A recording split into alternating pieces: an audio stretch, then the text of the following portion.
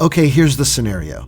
You've done all your due diligence to make sure the band is fully sound checked, you've dialed in all of your settings, and you're ready to roll.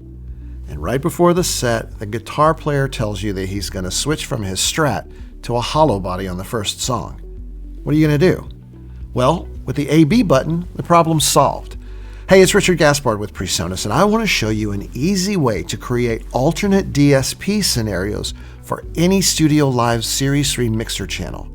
Let's take a look at how it's done in Universal Control. Here you can see the mixer layout in UC.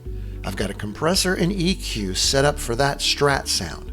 I'll hit this menu button on the right side of my screen, and when I hit the B button, I can make changes to any DSP parameter to shape that channel in any way I want.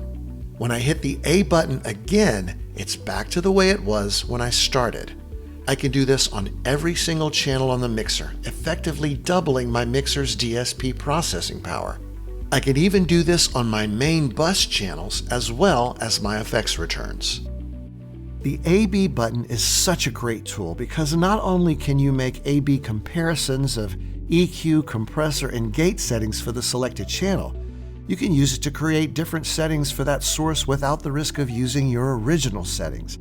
It's just another reason why Series 3 is simply the most powerful yet user-friendly digital mixing platform in its price point. For more information, go to PreSonus.com or check us out on YouTube. Hey, thanks so much for watching. See you next time.